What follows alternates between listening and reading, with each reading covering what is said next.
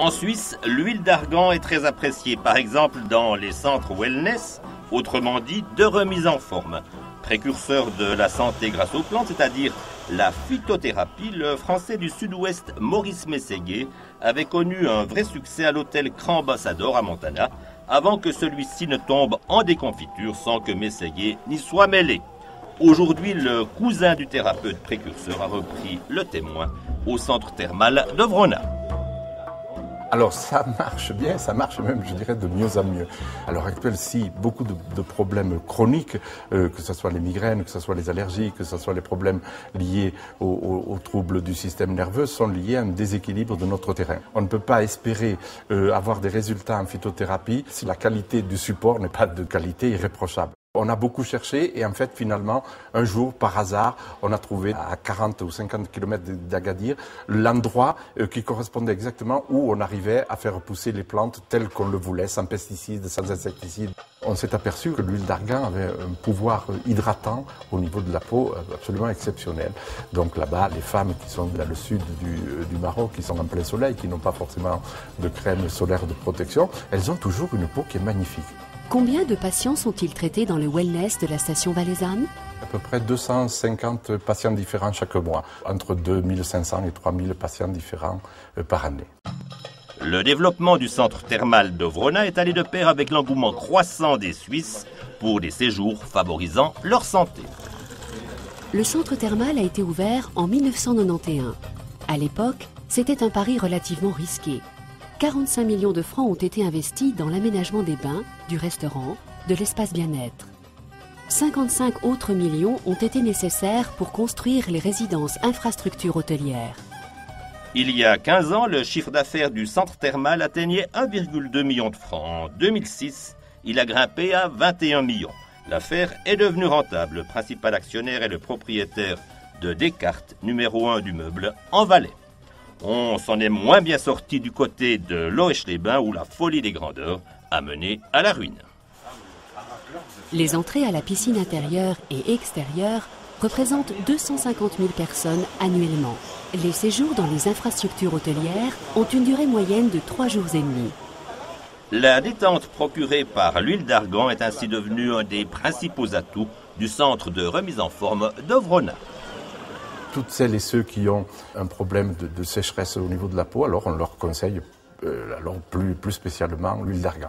Il y a des études qui ont été démontrées au niveau des problèmes de brûlure, au niveau des problèmes de régénérescence de la peau. Il a été prouvé que l'huile d'argan, comme tous les produits qui contiennent beaucoup d'acides gras, les oméga 3, oméga 6, était très utile pour tous les problèmes de cholestérol, lipides, triglycérides. Et c'est un produit également très utile pour régulariser ou aider à baisser la pression artérielle. C'est génial, vous mangez un tagine avec de l'huile d'argan, vous n'avez plus aucun scrupule d'en reprendre une deuxième fois en disant c'est bon pour ma pression artérielle. En effet, l'huile d'argan et la gastronomie font aussi bon ménage. Un couscous ou un tagine qui est fait avec de l'huile d'argan n'a rien à voir avec tout ce que l'on peut trouver. Quand les amandons sont torréfiés, ça donne ce goût de noisette très particulier. Certifié conforme par le porte-parole du gouvernement marocain. Une huile délicieuse, une huile qui nous rapproche du Grand Sud marocain. À propos, que connaît l'homme de la rue de l'huile d'argan et de ses propriétés lorsque d'Ovrona on descend à Sion? Vous connaissez? Non, je ne connais pas. Ça vient d'Afrique? Non, je ne connais pas. À base d'huile d'argan, non, je ne connais pas. Oui. Vous connaissez l'huile d'argan? Non. Ça vient du Maroc. Non, je ne connais pas, je suis désolée. C'est de l'huile qui est fabriquée par des femmes berbères. D'accord, ah, c'est intéressant. Au bain d'Ovrona, vous pouvez faire dans le secteur wellness du massage avec de l'huile d'argan. Oui, mais ça, c'est pas pour les hommes, mais c'est pour les femmes. Et c'est pourquoi? Pour la détente? Par exemple, oui, ça favorise la détente, le bien-être. Ah, d'accord. C'est peut-être quelque chose que vous pourriez essayer, ça vous ferait pas voyager très très loin. Hein? Non, j'en veux pas, merci. Au fait, que coûte l'huile d'argan vendue chez nous au détail? C'est un flacon de 200 ml qui est vendu 29 francs. Pour arriver à avoir 1 litre d'huile d'argan, il faut 2 jours de travail donc d'une femme entre le moment où elle le ramasse, où on enlève le noyau, où on casse le noyau. et où on presse l'amande. On peut trouver aussi des huiles qui ne sont pas non plus complètement pures, qui coûtent évidemment beaucoup moins cher. Les femmes berbères avec lesquelles Jean-Jacques Descamps collabore gagnent davantage que d'autres pour effectuer le travail assez pénible d'extraction de l'huile d'argan, mais leur salaire demeure très modeste pour 1 litre d'huile.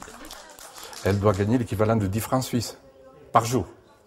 Moi, à moins de 100 balles, je me lève pas le matin. Reste, par exemple, pour 1 litre d'huile, la part qui revient dans la poche de chaque intervenant. Le prix courant est de l'ordre de 180 dirhams. En francs suisses, donc ça fait 25 francs. Le litre. Nous l'achetons à peu près autour de 30 à 35 francs. Pour avoir la garantie, nous sommes attachés les services d'un laboratoire à Rabat, donc les analyses avant de les conditionner. Ensuite, il y a le transport, droit de douane, taxe sur la valeur ajoutée, frais de stockage. Et ensuite, donc, il y a la marge normale que prend celui qui la revend. Quoi, un tiers à peu près? Ah, c'est même plus que ça, c'est de l'ordre de 40%. Donc c'est une bonne affaire quand même. Ah, tout à fait, oui, et tout à fait. Mais personne ne travaille pour rien. Mais je crois que si un jour on arrivait à valoriser et à donner exactement à ces femmes le salaire véritable qu'il aurait dû par rapport à tout ce qu'elles font, ce ne serait que justice. Le défi consiste effectivement à améliorer les conditions de travail des femmes qui s'escriment à produire l'huile d'argan. Il est aussi dans la nécessité de leur alphabétisation. Sur l'ensemble du pays, officiellement, l'alphabétisation atteint une moyenne de 53%. En réalité, selon des sources indépendantes, elle tendrait plutôt à se situer aux environs de 40%. Dans les campagnes, les filles seraient scolarisées à raison de 20% seulement. Le gouvernement de Sa Majesté a beaucoup à entreprendre. Notre prochaine émission traitera de l'objectif d'attirer bientôt 10 millions de touristes au royaume chérifien et du développement des liaisons aériennes à bas prix comme Atlas Blue et EasyJet. Hector Airways, c'est de la balle.